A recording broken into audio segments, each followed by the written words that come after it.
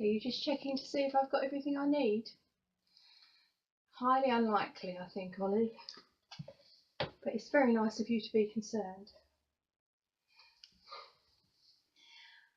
Hi there, it's Anne of Rosie Duck Designs here. Thanks ever so much for joining me today. I'm back to share with you how I made this little gift box. So it's just following on from the theme of gift boxes. Just grab myself a sip of water.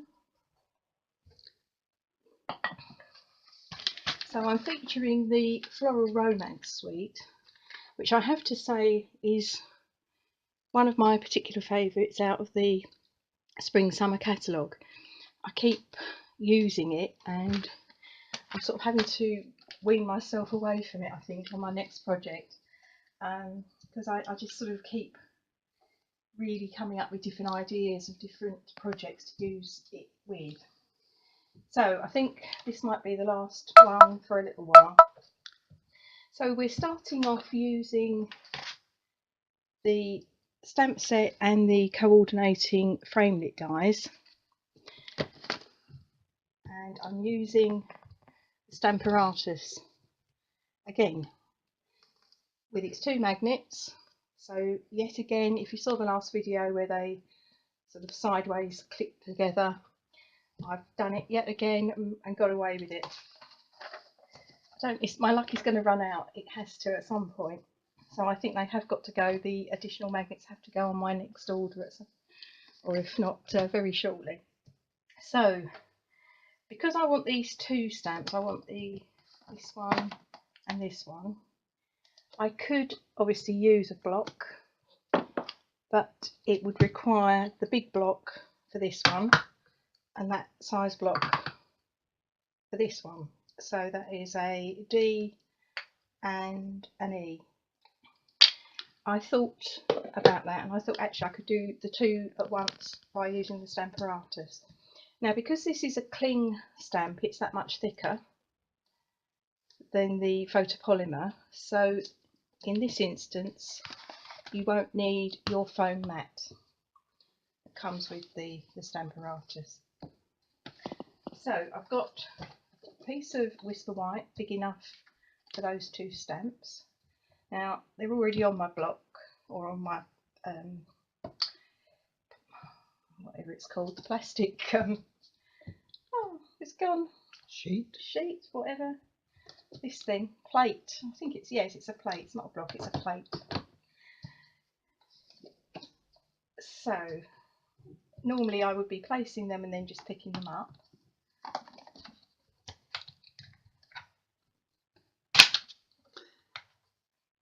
I do need two magnets. I do need two magnets.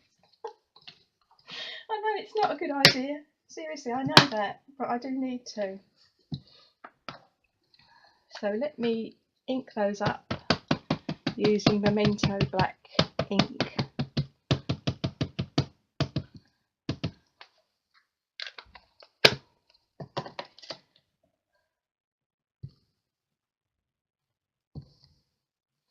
The great thing with this as well is there's quite a lot of detail in, particularly this stamp.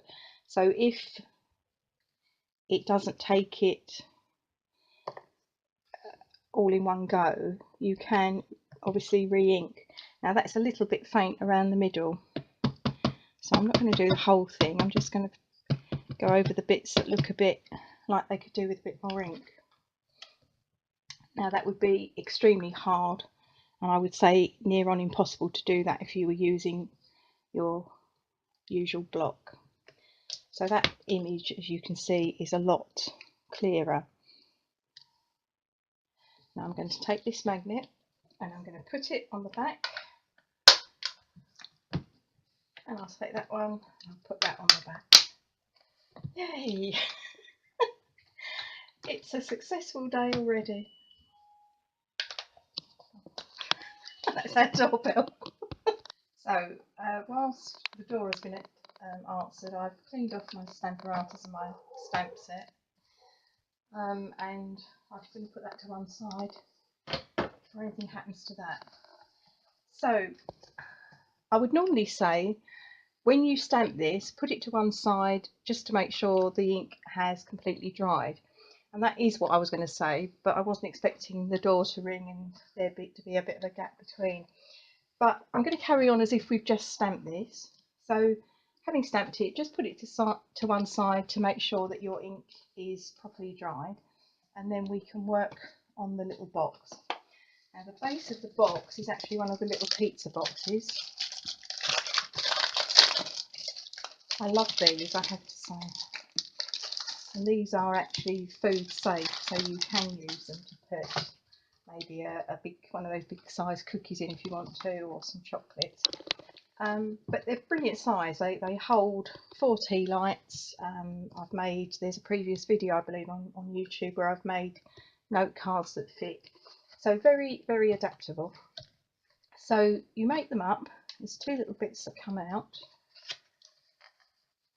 There's 2 ways of actually approaching decorating them. You can decorate them while they're flat, or you can put them together. For some reason my brain works better if they're together, if it's all been put together.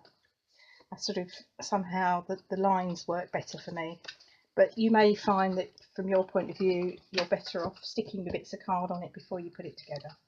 Choice is yours. So it's all pre-scored, so just fold along the pre-scored lines. So you've got one here, one there,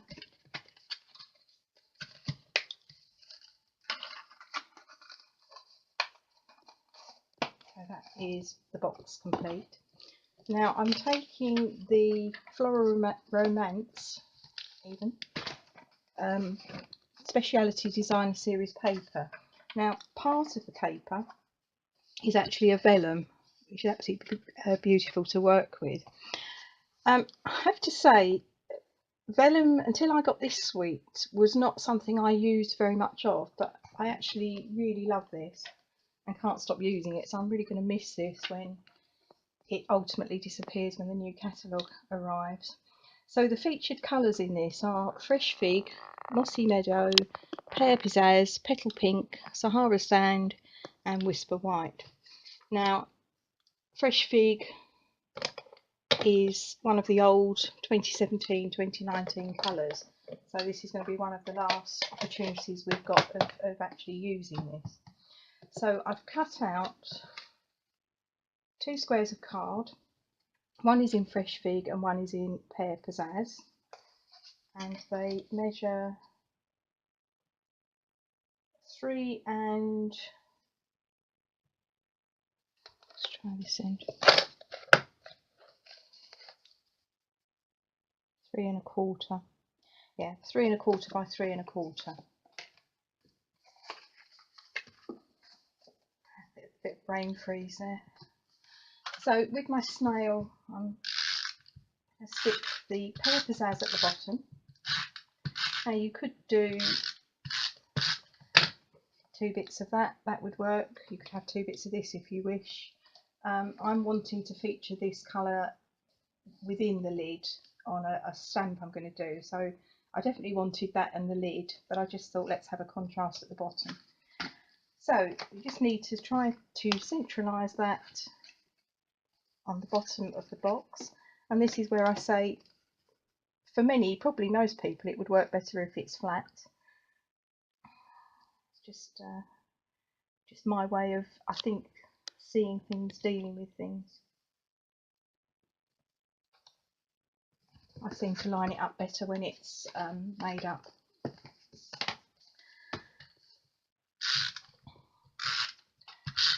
Probably not something we really want to go into, my idiosyncrasies. So same size card, I've got the Fresh Fig, and I'm going to put that onto the lid.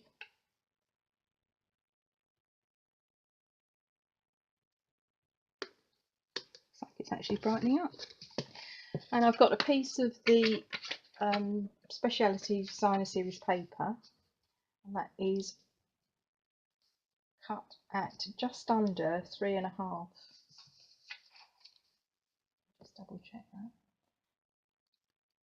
yeah, it's about 1, 2, 3. It's 3 3/8. When it's 3.5, it was too big, but 2 1/4 is too small. You see that fits in within the square. I want it to actually fit the complete square, so it was between the two. So 3 3/8. Now, because it's vellum, any glue that you stick on the back of this is going to show through, which I think is probably why I've always been a little bit scared of the whole vellum thing, if I'm honest. But if you put a good amount of vellum, sorry, not a good amount of snail on the vellum in the middle, you probably aren't going to see that, but there's like a square that you can see around here where I've stuck the glue, but that isn't going to show when we've finished with the box. So just decide which way round you want the leaves to go on the top of the box. Let's put the box together. Gives a bit of a firm base to work with. So I'm going to go that way up. I'm just going to stick that on the front of the box, just making sure that I've cleared the little tab that you're using to open the box. So that's that. So then we're into colouring this up, and here's the one I'm actually going to use, which I've obviously coloured up earlier because there's quite a lot of colouring, but I'm just going to show you what I've actually done. So again, I've got my blender pens. You could use watercolour pencils, Stampin' Write markers, stamping blends, but I'm going with my usual of stamping blender pens with my ink pads. So let's go with, I'm just trying to work out which pens I've used.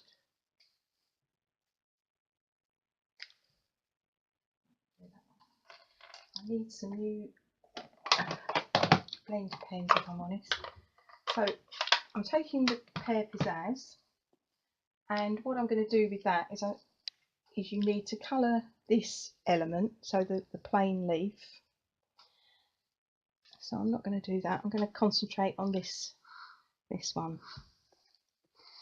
So that's normal. I've got a piece of spare card. I need a new one of those as well. So normally I would be taking off an amount of colour, but it's almost like I need to put it straight on. So let me just do this big leaf up here. Obviously how you colour it is entirely up to you. You could use a different designer series paper if you wish and pick out the colours in that, but obviously I'm just sticking with the whole Floral Romance Suite and the colours that's got in it. So I'm not being too fussy with this because I'm not actually going to use this. I'm just using this to hopefully explain what I'm doing. Let's colour this little bit in down here. Now normally, as I say, if this was a new pad, this colour would be, there'd be more colour in it. This is definitely towards its end of its lifespan. Now you can obviously buy re-inkers for your pads. In this case I'm going to be getting a new pad so that it matches the new style ink pad. That tells you how old it is. It's an old one, and we've had the new ones nearly a year now. So let's move on to with the Mossy Meadow. Now this is one of my newer pads, and a lot more ink in this one. It's quite a dark colour, so I want to take this down, and then I can add some shading to that leaf, which if my Pear Pizzazz was up to scratch, it would do the same job. But it's not a problem, I can use it.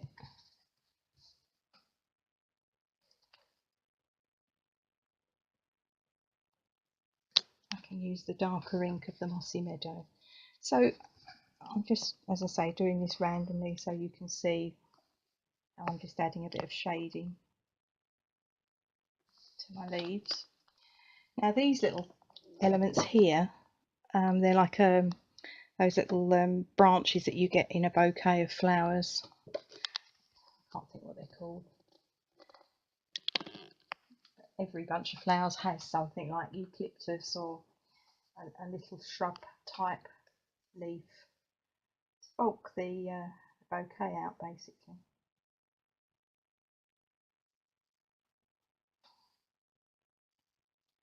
It's probably a bit of a generalisation, not every bouquet, but the majority of bouquets. So I'm just picking out the darker colours with the Mossy Meadow, and then I'm going with the petal pink. I'm just going to pick out these two. Now I'm not sure whether they're meant to be a flower or in fact a leaf, but I've been making them into flowers just to add just that tiny bit of extra colour.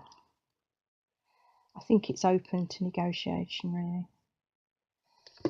but I just wanted an additional colour in my bouquet. I'll clean all these off later. And finally I'm going to go on with some Fresh Fig. Now there is something I've forgotten to bring in. We'll go along without it. So this one I'm going on with more or less the deepest colour down the outside of the petals.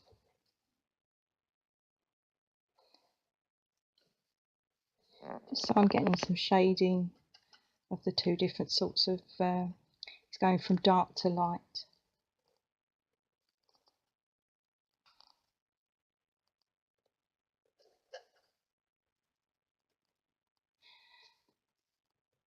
Let's do another one over here.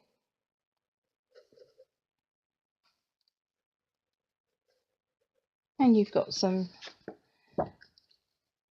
stems through here as well that you need to pick up with the Pear Pizzazz ideally, if that's the colour you're using. So that's basically how I've been colouring that. I don't believe this. It's the doorbell again. Who knew that were that popular? I don't know. So imagining now I've coloured it all in, and we're now going to cut it out using the coordinating framelits. Now I think I've mentioned this before. I always use whenever possible, use my magnetic plate, which holds the whatever die I'm using over my image that I'm going to cut out. There is health issues involved if you've got something like a pacemaker, so please do not use anything magnetic if you have such problems. Obviously, if you do have those problems, you're better placed to know what you can and can't do, but we've always been told there is a problem with that, so please don't use anything that's detrimental to you. I'm using, as I say, my magnetic plate, but a little tip to make sure when you've done all that amount of colouring, you don't want the cutting out to go wrong. So a little tip, just place a post-it note over the top, and that will ensure that it doesn't move while you run it through. So I normally do this off camera, but I wanted to just share that with you. So I'm putting it through once, but I'm also, because there's some quite a bit of delicate stuff to come out, I've gone back, so it's actually been rolled through twice. That just peels off, and then you've got your cut out image, which is what I've got here.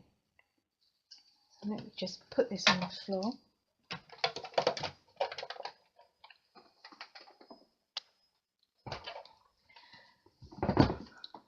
And the same with the leaf, there's a coordinating die with the leaf, which is here, and that will go through the big shot in the same way. Now when you cut it out, there's these tiny little elements that have still got to come out. So if you look at the back here, just grab hold of, you could use the embossing brush, but because they are ready to come out, all you've got to do is poke them out with your piercing tool, but obviously don't get your hand in the way.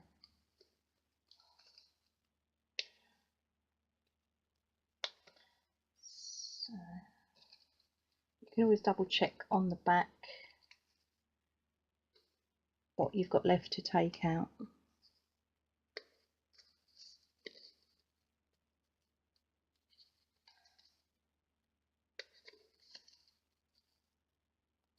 One up there.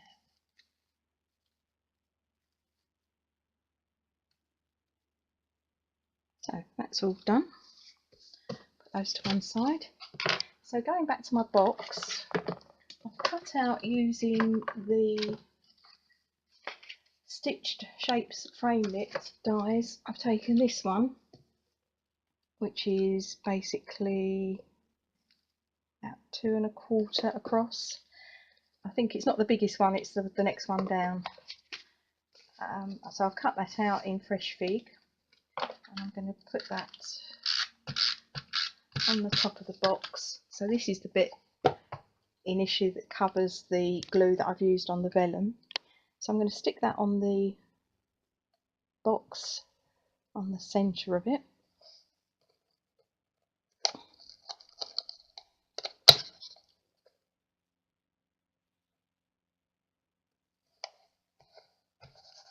And then I'm going to take out my coloured and cut out leaf, and I'm going to just stick that on top of this circle. Now I'm going to just put that around the side here, so I'm placing the stalk on there, and this bit is just touching the side of the box. Now with this one, I'm just going to add some stamping dimensionals, because I want that raised up above the actual box. Give it that sort of height and a little bit more texture really. I've got an area along here at the side of the stamping dimensionals. When they get to this point, you get these little bits at the end, which is a partial stamping dimensional, and they're worth hanging on to, because we do have the mini dimensionals, but that is just the right size to stick on there, because I just wanted that to be held down as well. If I didn't say, I've put Wink of Stella, as you would expect from me, on just the floral elements of that, just because I want a bit of glimmer, of course. Has to be done on flowers, and on most other things really, if I'm honest.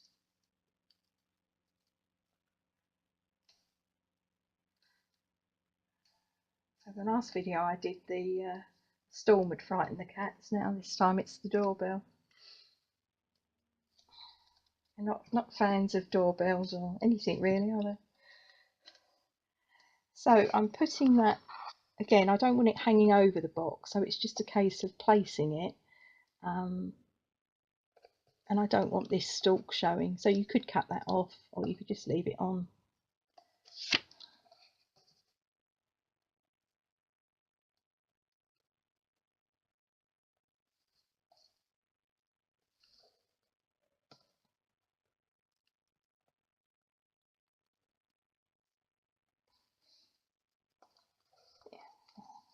With that.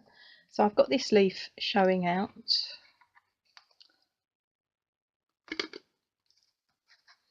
Wasn't supposed to happen. Whoops. Never mind. Just imagine it's like this one.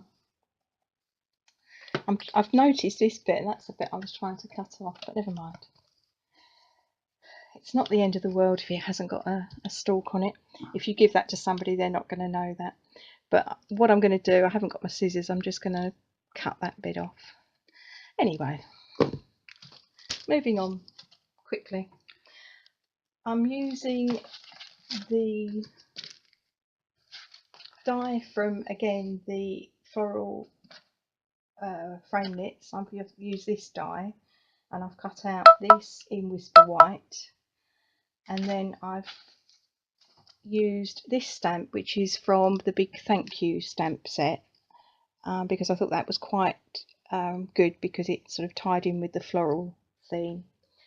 So that comes, when you've stamped that out or cut that out, you find these little bits and pieces. So again, just use your piercing tool to remove those.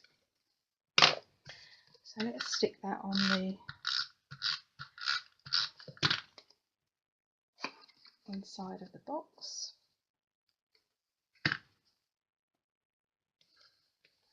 Preferably without the cat hair.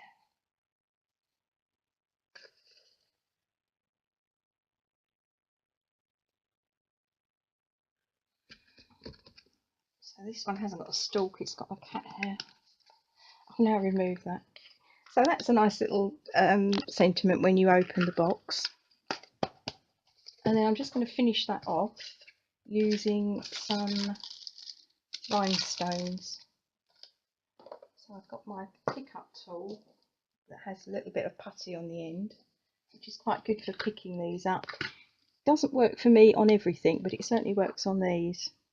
So picking it up, placing it where I want the rhinestone to be.